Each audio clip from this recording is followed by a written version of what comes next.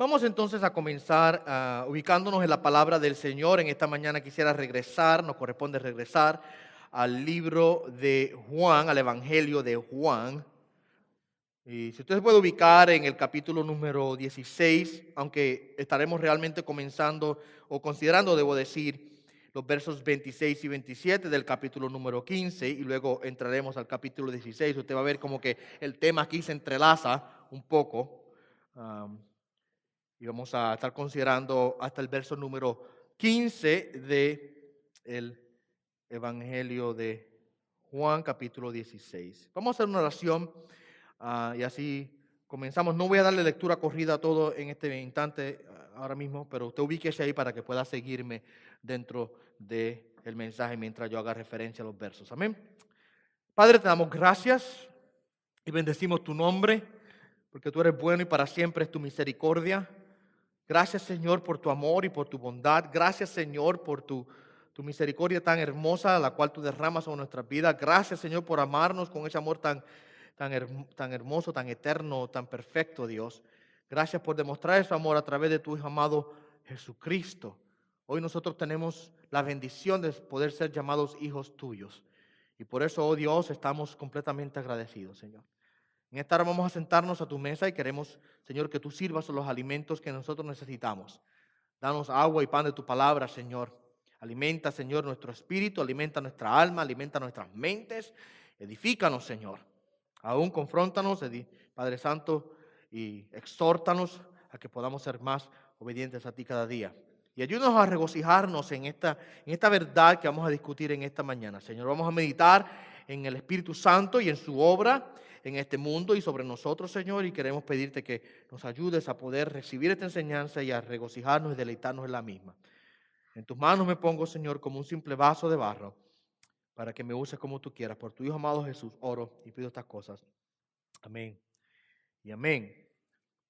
La vez pasada que tuvimos en el libro de Juan, hace 2 domingos, 2 semanas atrás, estuvimos viendo en aquella ocasión la realidad de que la iglesia, nosotros como creyentes, habitamos en un mundo hostil. Un mundo que odia a los creyentes, un mundo que odia a Cristo, un mundo que rechaza la verdad. Y estuvimos hablando un poco respecto a la persecución que la iglesia ha pasado. El mundo nos odia porque nosotros no somos del mundo y nos persigue por tal razón.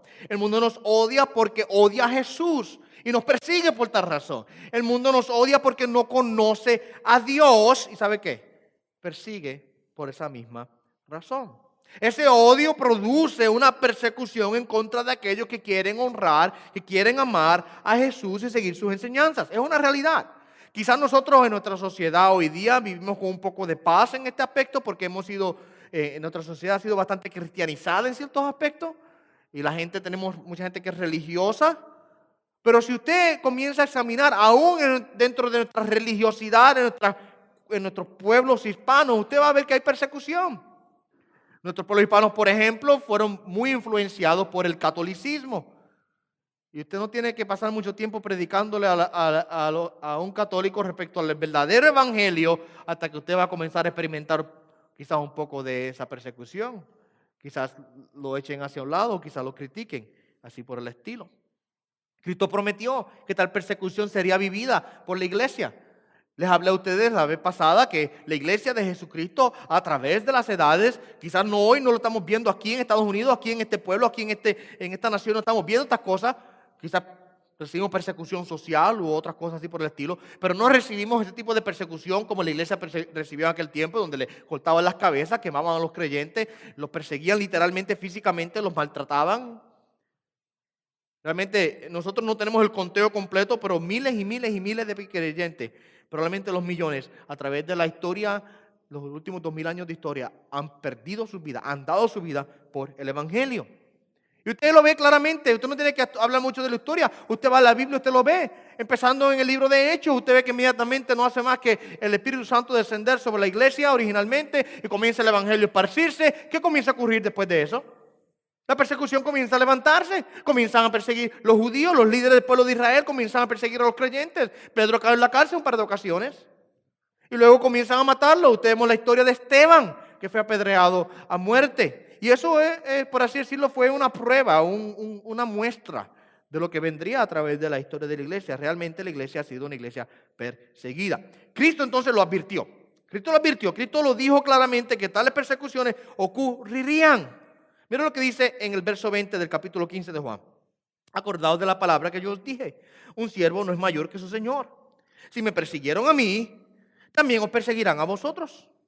Si me persiguieron a mí, también os perseguirán a vosotros. Nosotros no somos más grandes, nosotros no somos mejores que Jesús. No somos mayores que Él. Si Jesús recibió persecución, ¿habremos nosotros de esperar algo diferente? ¿Habremos nosotros de decir, estamos librados de tal cosa? La realidad es, mi amado hermano, que la historia claramente nos enseña, y aún nuestra experiencia personal nos enseña, que todos aquellos que quieran servir al Señor Jesús, serán perseguidos. Jesucristo, ahora en el capítulo 16, donde nos encontramos, destaca o detalla esta persecución en los primeros versos del capítulo 16. Ahí, mira lo que dice el verso 1 al 3. Estas cosas os he dicho para que no tengáis tropiezo, os expulsarán de la sinagoga. Aquí está hablándole directamente a los discípulos en la experiencia que ellos iban a tener. La sinagoga, acuérdense que era, por así decirlo, el centro de adoración de ellos. El templo estaba en Jerusalén, pero en todas las ciudades donde ellos vivían, la gente que no vivía en Jerusalén tenían sinagogas, eran como mini iglesias, por así decirlo. Eran los lugares de reunión en la comunidad donde se encontraban. Y era el lugar de adoración de ellos, el lugar de instrucción de los israelitas en los diferentes pueblos. Dice Jesús, os expulsarán de las sinagogas, los sacarán de ahí. ¿Okay? Pero viene la hora cuando cualquiera que os mate pensará que así rinde un servicio a Dios. Jesucristo detalla esa persecución ahí. Mira lo que dice. Llegará el momento en que van a haber personas que los van a matar. Jesucristo se lo dijo de antemano. Cualquiera que os mate. Él no está ocultando esta verdad, Él no la está tapando, está diciéndole, la realidad es que vendrá el momento en que la persecución será tal que estarán expulsados y muchos de ustedes pagarán con su vida. Y muchas personas que le quitarán la vida a ustedes pensarán que están rindiendo un servicio a Dios. Y eso tenemos un ejemplo en el mismo Esteban. ¿Se recuerdan de la muerte de Esteban? ¿Y se recuerdan que hubo un hombre del nombre Saulo que estaba presente allí? Saulo pensaba que estaba honrando a Dios a través, y todos los otros judíos que apedrearon a Esteban, a través de la muerte de Esteban. Ellos pensaban que rendían un servicio a Dios. Así que Jesús se lo advierte a los discípulos. Estas cosas, verso 3. Y harán estas cosas porque no han conocido ni al Padre ni a mí. Como no conocen al Padre, como no conocen a Jesús, como no conocen su palabra, como no conocen su voluntad, como están vacíos de la verdad de Dios, harán todas estas cosas en contra de ustedes. Por supuesto, entendemos específicamente que en esta porción estamos lidiando con una persecución específica a los discípulos, a los 11, porque Judas ya no está, a los 11 y a los otros que estaban con ellos. ¿Por qué? Porque está hablando de que os expulsarán de la sinagoga, está hablando específicamente de lo que ellos sufrirían. Pero esto es un ejemplo, lo que ellos sufrieron es un ejemplo de lo que todos los creyentes han sufrido, muchos creyentes han sufrido a través de la historia y aún del sufrimiento que nosotros podemos tener por querer ser fieles al Señor, por querer testificar acerca de Jesucristo. ¿Okay? Ahora, estas cosas que Jesucristo está diciendo a los discípulos, por supuesto, causa tristeza en sus corazones. ¿Qué Jesucristo le ha dicho ya hasta ahora? Para repasar un poco lo que Jesucristo ha dicho. Les dijo que Él se va. Les dijo que uno de ustedes me va a traicionar. Les dijo que Pedro, el líder del grupo, lo iba a negar. Les dijo que iba a ser entregado en las manos de pecadores y iba a ser matado. O sea, todas estas cosas Jesucristo las haya dicho. Y ahora, encima de todas esas cosas, le dice, serán perseguidos. No era suficiente, quizás estamos diciendo, pero Señor, no era suficiente que le dijeses que te iba, con eso bastaba. ¿No era suficiente con eso? ¿No era suficiente decir que había un traidor en medio de ellos? Ahora también tiene que decirle, prepárense porque viene ¿qué? Viene persecución. Y eso causa una tristeza en el corazón de ellos. Causa tristeza, por supuesto. Ellos ya están tristes y ahora están aún más tristes por la realidad que Jesucristo les está diciendo. Y mira lo que dice el verso 4 al 6 para que veamos esto. Dice, pero os he dicho estas cosas para que cuando llegue la hora os acordéis de que ya os había hablado de ellas. Y no os dije esta cosa al principio porque yo estaba con vosotros, pero ahora me voy al que me envió y ninguno de vosotros me pregunta dónde vas, mas porque yo os he dicho esta cosa, la tristeza ha llenado vuestro corazón. Ellos están tristes.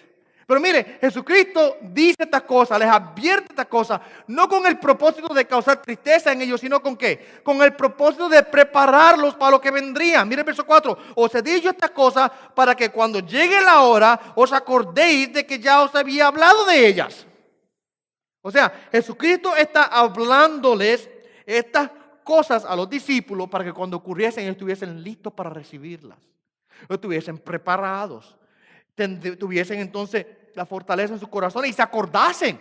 Ya Jesús nos dijo esto. Ya Jesús nos dijo esto. Y para nosotros igual. Cuando llega la aflicción, cuando llega el sufrimiento, cuando llega la persecución a nuestras vidas por nuestro testimonio del Evangelio, nos acordamos que Jesucristo dijo, en el mundo tendréis aflicción. Él lo advirtió, Él lo dijo ya, con el motivo de prepararnos para esas cosas. Ahora, los discípulos están tristes, en la realidad, están tristes por lo que Jesucristo les está diciendo. Me voy, hay un traidor, me van a entregar, me van a arrestar y encima de eso prepárense porque cuando yo muera y me eleve y regrese al Padre va a venir una persecución tan grande que a muchos de ustedes van a perder la vida en medio de esa persecución. Y quizás nosotros experimentemos lo mismo que los discípulos al escuchar estas cosas.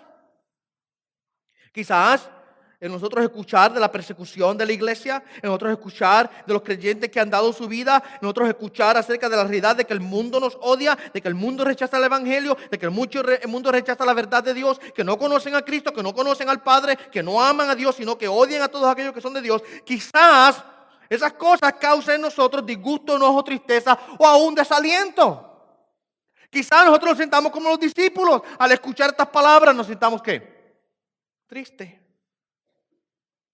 Este lenguaje como que no suena a victoria, ¿verdad? Este lenguaje como que suena más a derrota, persecución, rechazo, angustia, muerte. Jesucristo le dice, los van a matar. Y quizás nosotros estaremos diciéndonos, pero Señor Jesús, ¿por qué tal unas palabras más positivas? ¿Qué tal darnos una palabra de autoestima? ¿Qué tal si nos levantas el ánimo un poco en vez de hablarnos de que toda esta persecución ha de venir? La realidad es que la razón por la cual Jesucristo les advierte estas cosas no es para crear tropiezo, sino específicamente para que no hubiese tropiezo en los creyentes.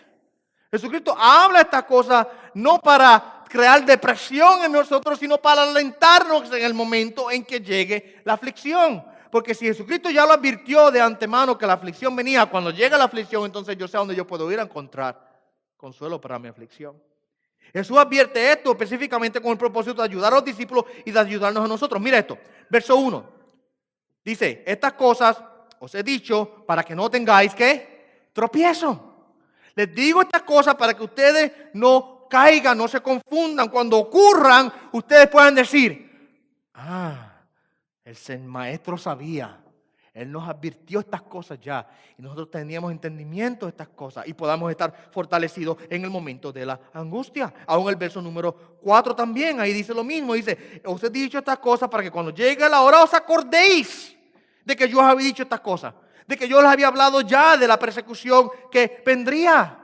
Él no quiere que nosotros pensemos, escuche bien, Él no quiere que nosotros pensemos que la persecución que viene contra la iglesia y que se desarrolla contra el creyente anula su plan. Porque podemos pensar nosotros, caer en el error de pensar y llegar a la conclusión de que porque la iglesia está siendo perseguida, de que porque el mundo rechaza el mensaje, de porque el mundo nos odia y no quiere aceptar el mensaje del Evangelio, el plan de Cristo se echó a perder. Y Él de antemano advierte lo que vendría para que entendamos nosotros que eso no quiere decir que estamos vencidos. Eso no quiere decir que Cristo perdió la batalla. Eso no quiere decir, mis amados hermanos, que el plan de Dios y de Cristo se han perdido completamente. Él lo advierte una y otra vez, una y otra vez. Mira el verso 33 de aquí del capítulo 16. No vamos a llegar hoy hasta allá, por supuesto. Lo vamos a cubrir de nuevo en las próximas semanas. Pero quiero citarlo para que ustedes vean cómo Jesucristo advierte y cómo es que Él advierte específicamente con el propósito de fortalecer a estos discípulos y fortalecernos a nosotros. Dice así: estas cosas os he hablado para que en mí tengáis paz. En el mundo tenéis tribulación, pero confiad, yo he vencido al mundo. Esa porción que acabo de leer, ustedes se la saben de memoria casi todos ustedes. El mundo que va a haber aflicción, va a haber tribulación, pero Cristo dijo confiar, yo vencí al mundo, pero muchas veces se nos olvida leer la porción que viene anteriormente, donde dice, estas cosas las digo con qué, ¿cuál es el propósito de yo advertirles a ustedes acerca de la persecución? Es que tengáis paz. Que tengáis paz. Mira cómo lo dice el texto, dice, para que tengáis en mí paz. Para que sepamos que aunque el mundo se levante, tenemos una persona a quien podemos ir para recibir ahora protección. ¿Okay? Ahora, en medio de toda esta persecución, por supuesto, surge una pregunta. La pregunta es, pero entonces, ¿cómo nosotros vamos a poder hacer esto? ¿Cómo nosotros vamos a poder cumplir con la misión que Cristo nos ha dado? Si el mundo nos odia. El mundo nos odia, dice ya Cristo. El mundo nos persigue.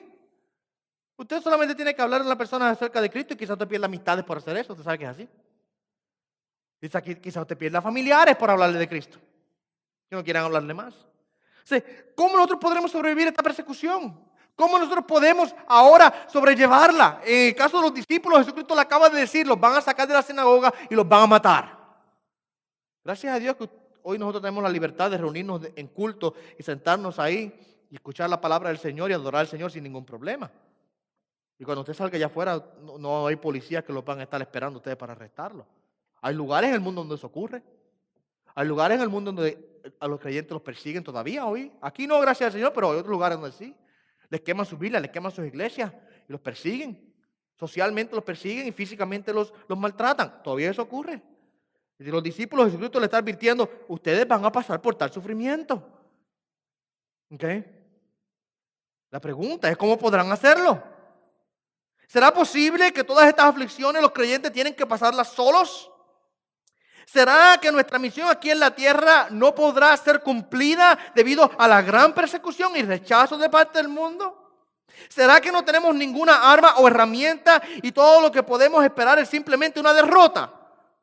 Porque usted escucha lo que Jesucristo está hablando y usted inmediatamente empieza a decir persecución, muerte, rechazo, odio, nos van a sacar de la sinagoga, nos van a matar, nos van a entregar. ¿Será posible entonces que no tenemos ninguna arma en nuestras manos, en nuestros corazones, en nuestras vidas y que vamos a esperar vivir en derrota constantemente y simplemente derrotados siempre? No. Jesucristo entonces ahora comienza a hablarle a los discípulos de un arma secreta, por así decirlo, que ellos van a recibir.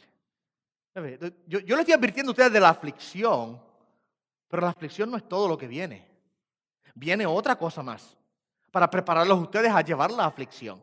Viene alguien, no una cosa, viene alguien, viene una persona que vendrá del Padre, que vendrá de mí a habitar con ustedes y a habitar en ustedes para que puedan ustedes llevar la aflicción y vivir entonces ahora cumpliendo la misión que yo les he dado. Y ustedes saben de quién estoy hablando, ¿verdad que sí?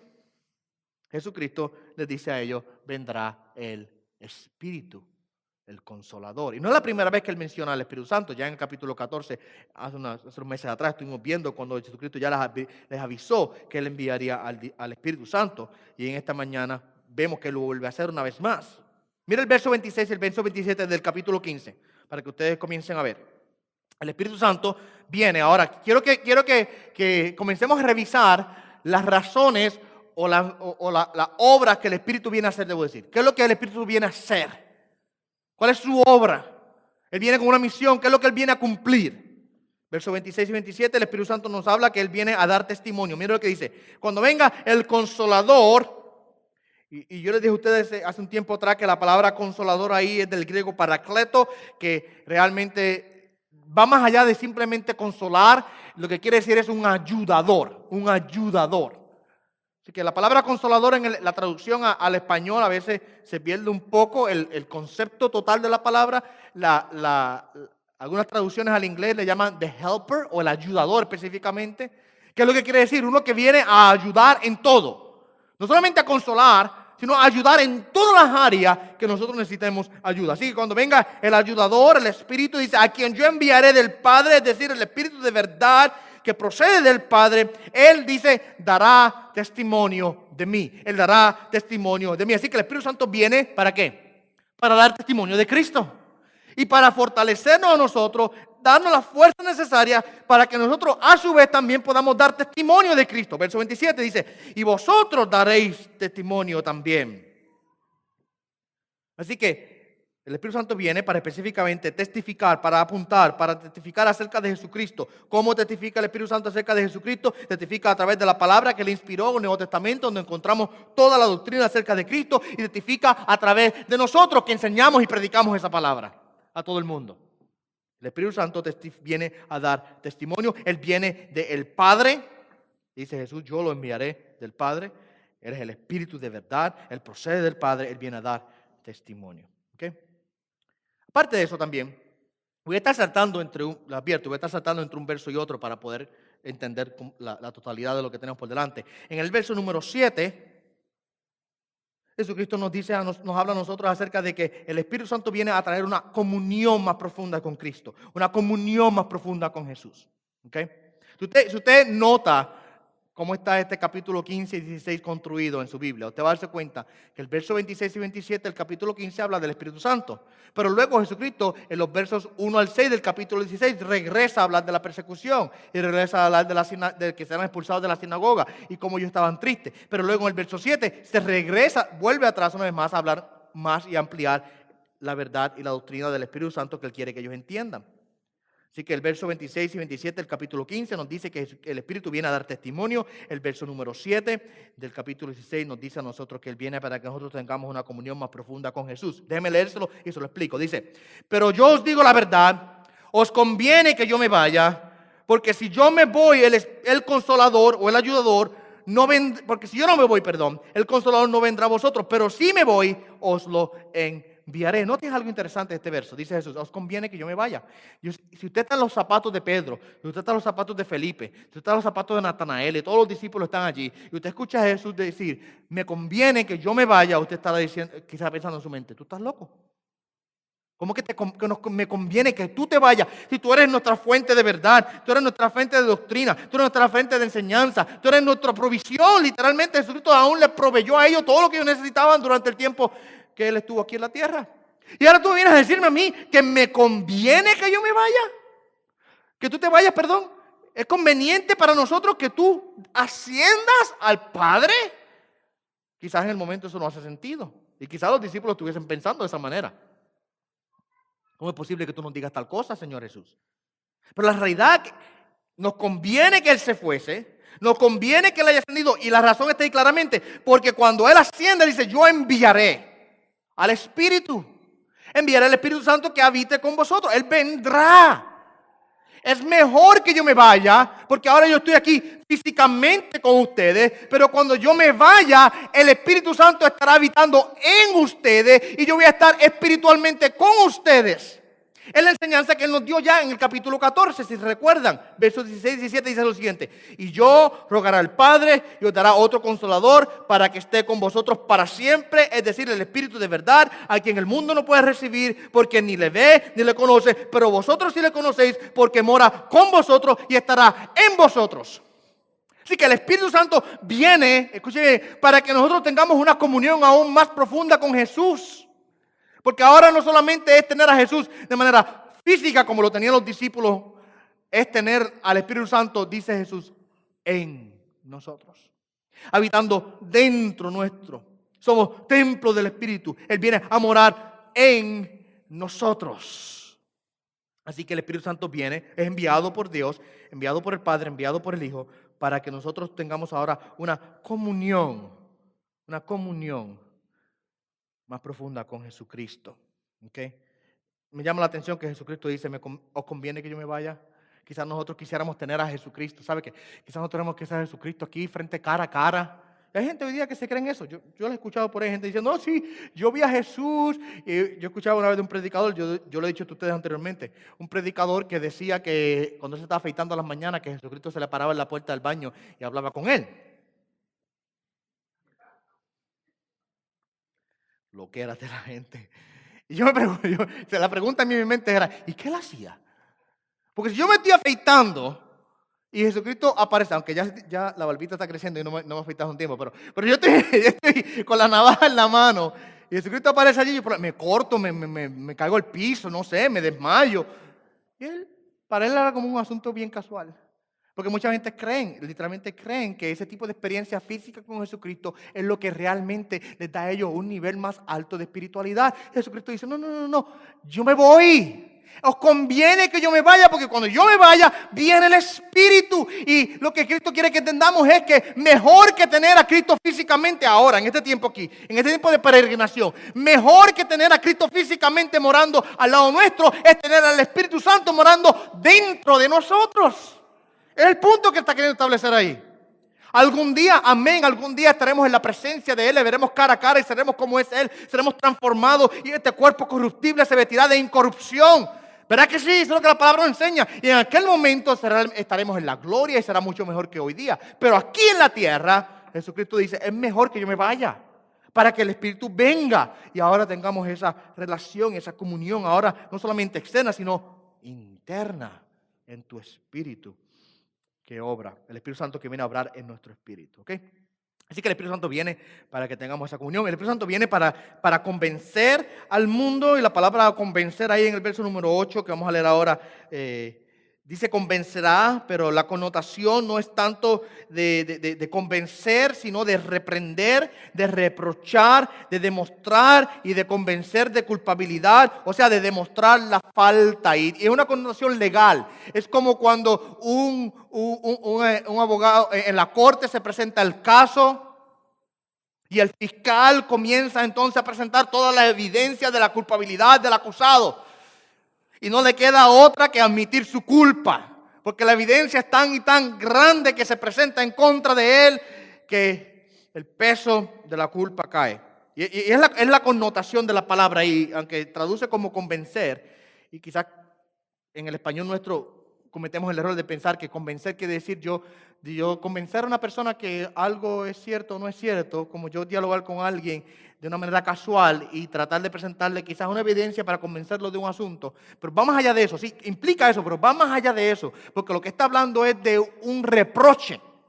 Está hablando de una presentación de culpabilidad y demostrar sin lugar a duda de la condición de pecado en la cual el mundo se encuentra. Esa es la misión del Espíritu Santo. Ahora el Espíritu Santo viene a cumplir la misión de ser, por así decirlo, el fiscal divino.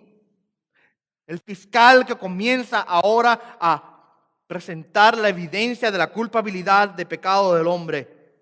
Por supuesto, tiene ahora un propósito, aunque tiene una connotación negativa, tiene un propósito y un resultado positivo.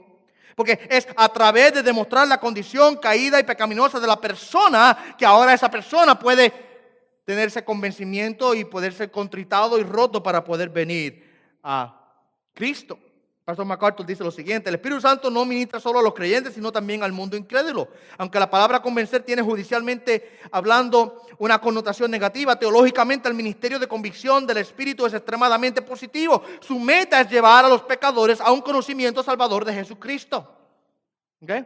La parte de la misión del Espíritu Santo no solamente tratar con nosotros, lo que dice Pastor MacArthur, sino que también tratar con el incrédulo para ahora convencerlo de su pecado, por así decirlo, fiscalizar su pecado delante de la corte divina para que él entienda su culpa.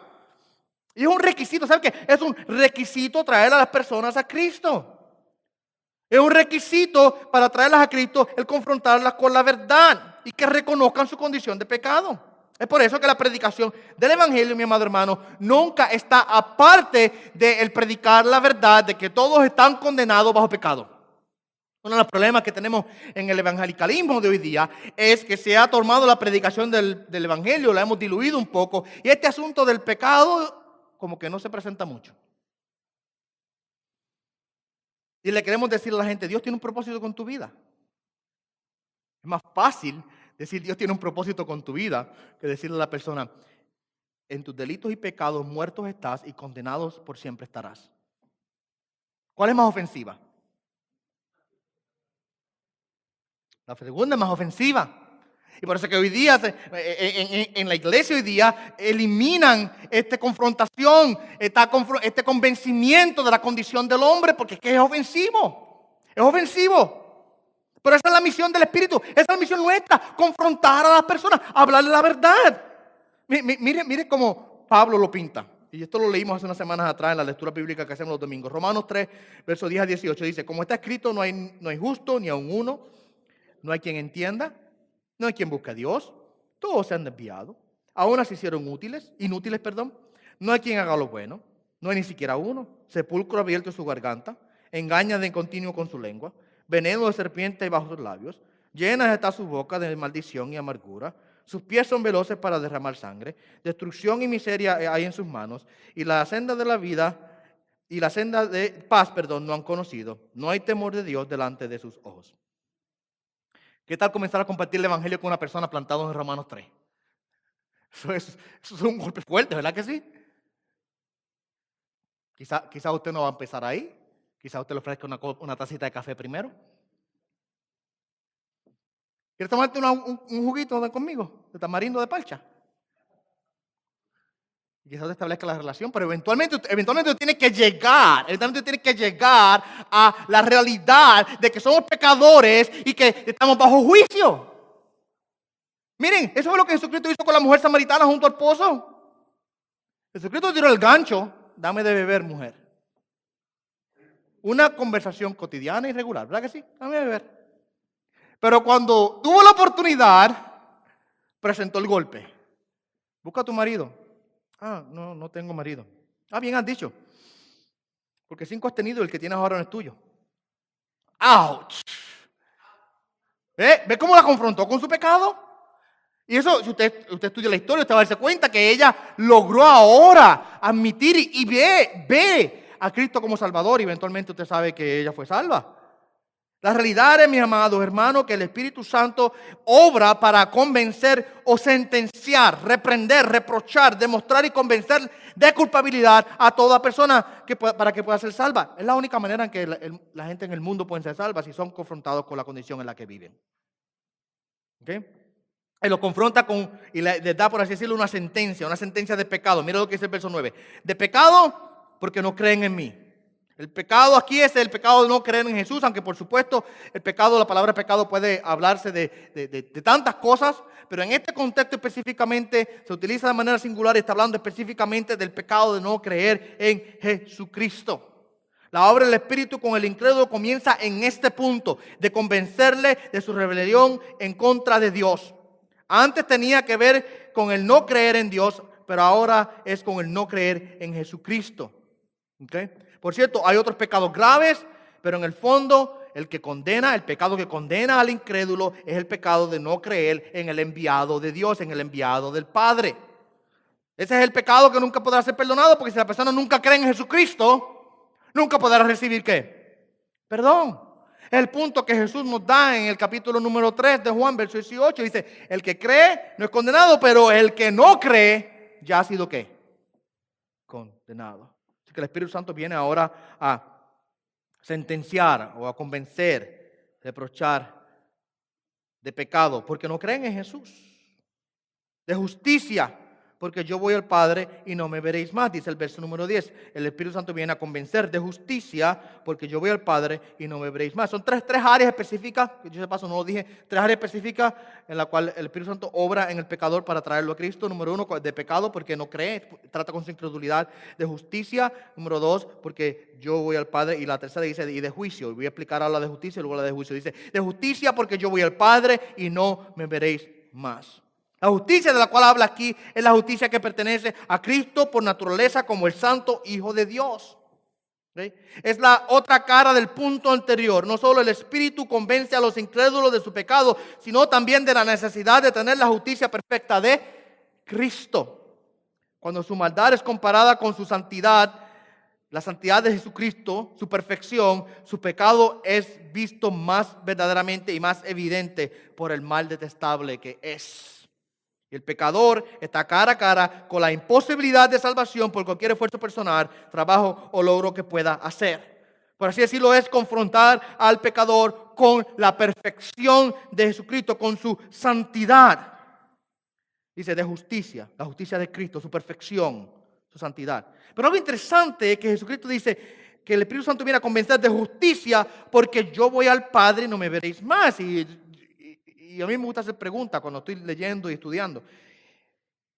¿Por qué Jesucristo dice eso? ¿Qué tiene que ver? ¿Qué tiene que ver la justicia, en este caso personal de Jesucristo, su vida perfecta, su santidad, su justicia como hijo de Dios? ¿Ok? Su rectitud, porque aquí la palabra justicia no está hablando en ese aspecto de justicia como nosotros pensamos muchas veces, de ir a la corte y que me hagan justicia, no está hablando de eso, está hablando de rectitud. Rectitud. La perfección de Él. ¿Qué tiene que ver eso entonces con el yo voy al Padre? ¿Qué tiene que ver eso? ¿Por qué? ¿Sabe por qué Jesucristo lo dice? Porque la declaración de Jesús de yo voy al Padre provee la suprema evidencia de su rectitud y su santidad. Su aceptación en la presencia del Padre es ahora la evidencia de que Cristo es realmente el Hijo de Dios, de que es puro, de que es perfecto, de que es completamente santo. Si Jesucristo no hubiese sido puro, santo, perfecto y completamente recto, ¿sabe qué? El Padre no lo hubiese aceptado de vuelta en la gloria. No hubiese podido ascender. La ascensión de Jesucristo es la confirmación de la santidad y perfección del Cordero de Dios. Él asciende porque ahora es perfecto, es santo, completamente puro, es un Cordero sin mancha y sin pecado. Y cuando asciende, el Padre lo exalta, ¿verdad que sí?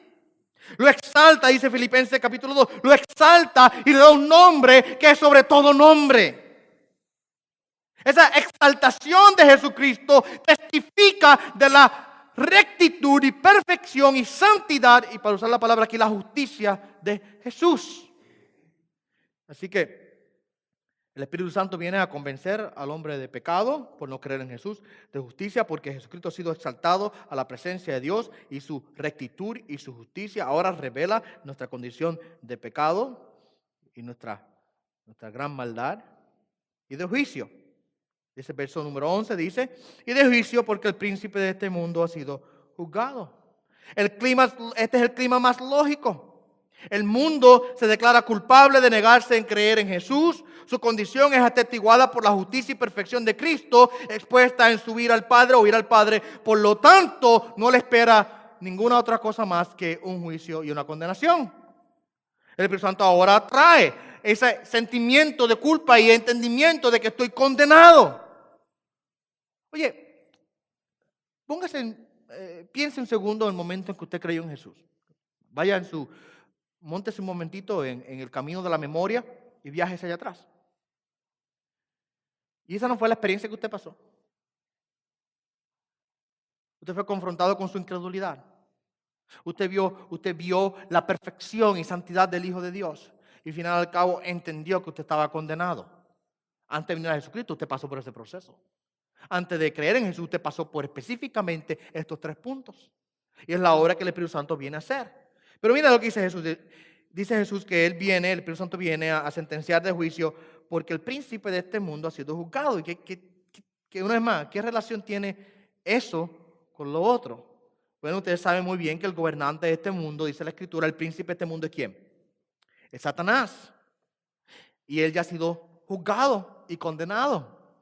Él ha sido echado del cielo con el resto de sus ángeles que se rebelaron. Fue derrotado en la cruz por Cristo Jesús completamente. Cuando parecía que Satanás estaba triunfando, realmente lo que estaba ocurriendo es que estaba siendo destruido allí en la cruz. ¿Okay? Él ha sido ya condenado. Él ya ha sido juzgado. Y todos aquellos, ahí viene el punto. Y todos aquellos que están bajo el dominio de Satanás, bajo el dominio del príncipe de este mundo, bajo el dominio del príncipe de las tinieblas, están condenados juntamente con él. Es lo que está queriendo decir. Todos aquellos que viven bajo el dominio de Satanás, están juzgados ya igualmente que él. Amén. Ahora, vimos entonces que el Espíritu Santo viene a tratar con el mundo, viene a tratar con el mundo incrédulo.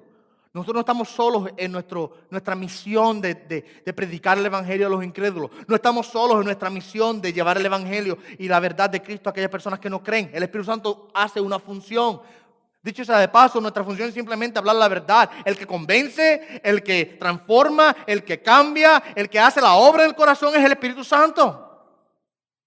Yo les decía esto a ustedes hace un par de semanas atrás cuando hablaba de esto. Les decía a ustedes que nuestra misión no es hacer que el mundo nos ame. ¿Se recuerdan? Yo les preguntaba, ¿y cómo podremos nosotros ahora predicar el Evangelio si el mundo nos odia? Y yo les decía a ustedes, nuestra misión no es hacer que el mundo nos ame.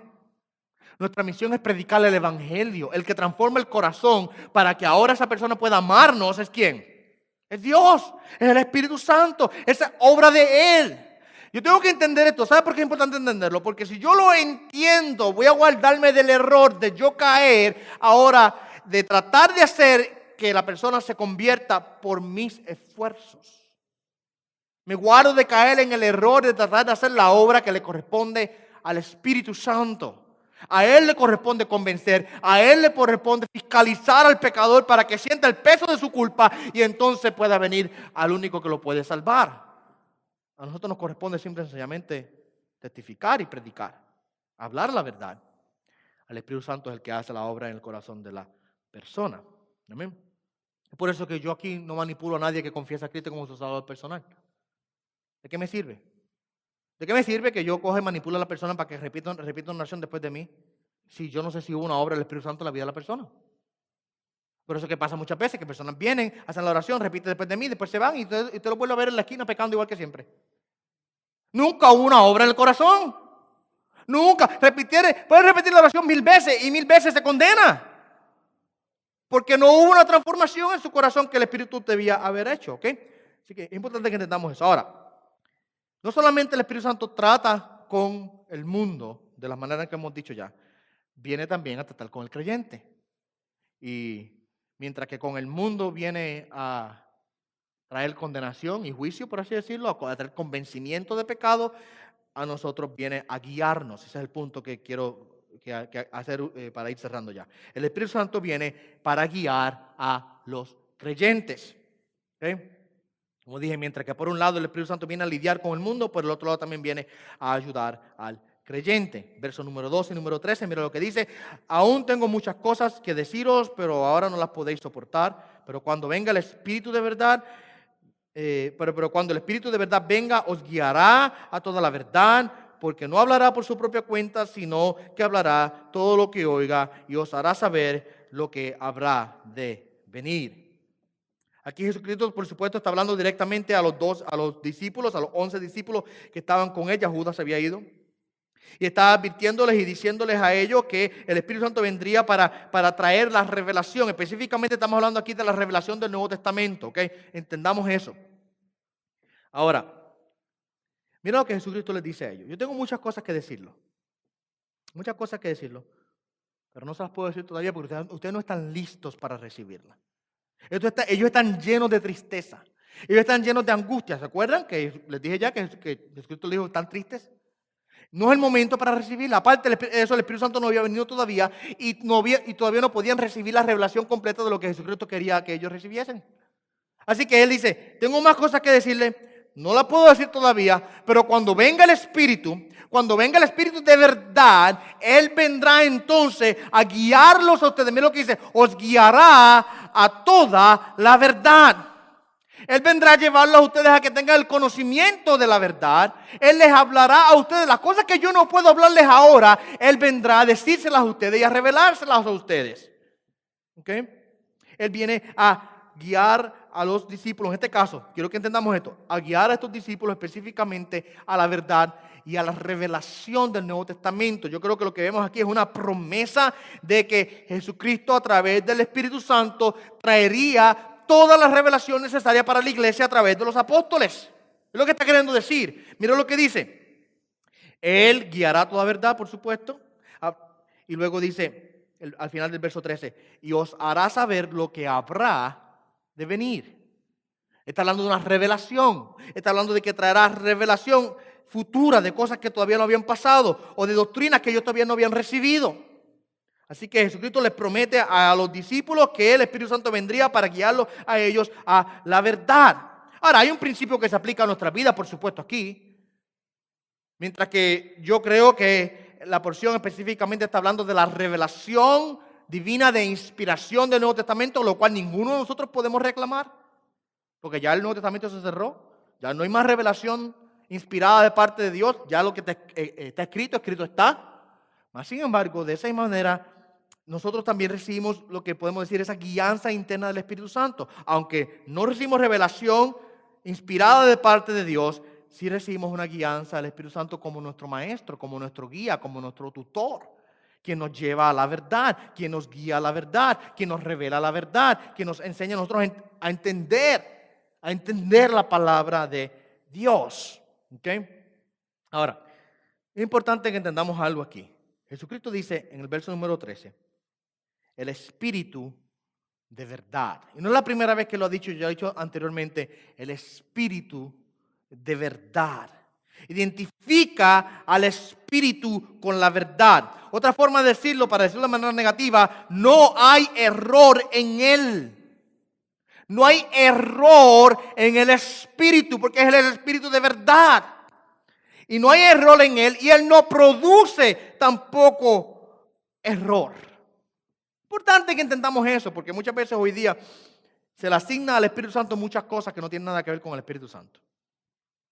Absolutamente nada que ver con el Espíritu.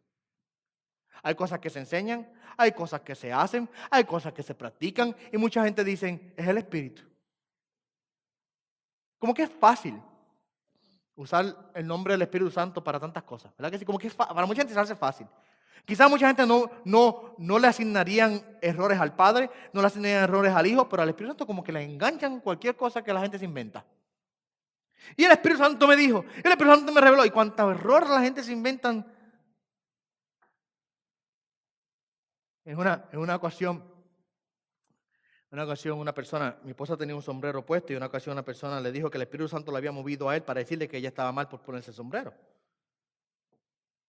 Y yo le dije a él, eso no fue el Espíritu Santo, fue la carne tuya lo que dijo eso. Pues la verdad, el Espíritu Santo no produce error. Y eso es un ejemplo sencillo, pero tantas otras cosas que se hacen hoy día en nombre del Espíritu Santo. En una ocasión yo confronté a un pastor, porque había permitido que una persona se parara en el púlpito a predicar, que toda la predicación era errónea, era error tras error, tras error, tras error. Yo dije, pero ¿cómo es posible que nosotros dejemos que la persona predique tanta mentira desde el púlpito? Y la respuesta del pastor fue, no podemos negar que el Espíritu Santo se movió. Porque después de la predicación pues, hubo un momento de movimiento y escándalo. Y yo le dije, yo no puedo creer, yo no puedo aceptar que el Espíritu Santo del error produzca algo positivo. Eso no es del Espíritu. El Espíritu Santo no produce bendiciones del error. Eso es imposible, porque Él es el Espíritu ¿de qué? De verdad. Y su misión primordial en relación al creyente ahora es guiarnos nosotros a la verdad, a que conozcamos la verdad. ¿Ok? Tenemos que entender que existe una conexión perfecta, una armonía fidedigna entre el Espíritu Santo y Jesús y el Padre. Nunca habrá contradicción entre ellos. Nunca, mi amado hermano. Va el Espíritu Santo a contradecir a Jesús y al Padre. Nunca el Espíritu Santo va a generar algo en la iglesia, a producir algo en el creyente que contradiga lo que ya la palabra ha revelado y lo que está escrito. Y nunca el Espíritu Santo va a hacer algo que contradiga la obra de Cristo en la cruz y que vaya en contra de esa obra perfecta y de todas las enseñanzas que Cristo dio. Mira lo que dice el texto, dice: no hablará por su propia cuenta, hablando del Espíritu. No hablará de su propia cuenta, sino que hablará todo lo que oiga. Verso número 14 dice, tomará de lo mío y os lo hará saber. Tomará de lo mío y os lo hará ¿qué? Saber. Verso 15 dice, lo del Padre es mío, le está diciendo, y Él toma de lo mío y lo da a ustedes. Hablando literalmente de una conexión y una comunión perfecta que hay entre el Padre, el Hijo y el Espíritu. Y el Espíritu en su misión o en su ministerio presente nunca va a revelar o a llevar al creyente a hacer cosas que contradigan a Jesús y contradigan al Padre. ¿Por qué? Porque Él viene no para hablar de su propia cuenta, sino de lo que escucha del Padre, y lo que escucha del Hijo es lo que Él revela al creyente. Y eso, por supuesto, entendemos que está incluido ya en las páginas de la palabra en el Nuevo Testamento. Hay algo interesante aquí. Cuando Jesucristo se encarna, Jesucristo toma la posición de siervo. Ustedes saben eso, ¿verdad que sí? Él pone a un lado sus prerrogativas divinas. No consideró ser igual a Dios, sino que se hizo ¿qué? Siervo. Y todo lo que Cristo hizo, lo hizo, mi amado hermano, a través del poder del Espíritu Santo. Por eso es que cuando los judíos rechazaron a Jesús y dijeron, lo que hace, lo hace por el poder del diablo, de Belcebú, Jesucristo dice, ustedes han blasfemado en contra del Espíritu. ¿Por qué? Porque la obra que Cristo hizo, la hizo no a través del poder del diablo, sino a través del poder de ¿quién? Del Espíritu. Y en su posición aquí, el punto es, en su posición de encarnación, Jesucristo asume la posición de siervo. Pero ahora hay un cambio cuando Jesucristo asciende. Y en su ascensión, Jesucristo ahora se sienta a la diestra del Padre, y el Espíritu es el que asume la posición de siervo ahora. Ahora el Espíritu es enviado por el Padre, el Espíritu es enviado por el Hijo, y el Espíritu no opera por cuenta propia, sino que todo lo que ve y recibe del Padre y ve y recibe del Hijo es lo que el Espíritu trae al creyente. ¿Ve? Por eso Él dice aquí que el Espíritu vendrá para guiarnos a la verdad. Y es el Espíritu de verdad, mi amado hermano. Él es el Espíritu de verdad. Ahora, ¿cuál es entonces la meta final? El propósito final de esta obra del Espíritu en venir. El Espíritu viene por todas las cosas que ya he dicho. Viene para dar testimonio de Jesucristo. Viene para convencer al mundo de su pecado y de su condición. Viene para tratar con el creyente, para guiarnos a la verdad, para enseñarnos la verdad. Viene para guiarnos y revelarnos a Jesucristo. ¿Cuál es el propósito final de eso? ¿Cuál es la meta final de esa obra del Espíritu? Mira el verso 14. Él me glorificará. La meta final de la obra del Espíritu Santo en este tiempo presente es la glorificación del Hijo. Esta es la meta primordial delante del Espíritu. Ya sea revelando la verdad, hablando lo que Él oye, mostrando las cosas que han de venir. La glorificación de Cristo es el gran fin, su gran meta. ¿Ve? La luz del conocimiento de la gloria de Dios en la faz de Jesucristo es tanto el centro como la piedra angular de la verdad divina. Esta es la prueba vital para todo espíritu mentiroso que se atreviera a ocupar el lugar del Espíritu. El racionalismo, el ritualismo, el fanatismo, la filosofía, la ciencia falsa, todas deshonran a Cristo, pero el Espíritu Santo magnifica, glorifica, exalta el nombre de Cristo. Es la obra de Él, su meta es esa, revelar y glorificar a Jesucristo. Así que el ministerio del Espíritu es glorificar a Jesús, revelando la verdad acerca de Él. ¿Okay? ¿Por qué es importante? ¿Por qué es importante que entendamos esto? Porque el Espíritu no señala, escuche bien, el Espíritu no señala a sí mismo, sino ¿a quién? Al Hijo. Esto es una verdad que muchos cristianos han olvidado hoy día. Y usted entra a muchas iglesias y a quien se está enfocando el culto completamente es en el Espíritu y se olvidan del Hijo. ¿Usted quiere saber si el Espíritu Santo está en un lugar? Hay una prueba que usted debe hacer. Es Cristo exaltado. Es Cristo glorificado. Es el nombre de Jesús elevado.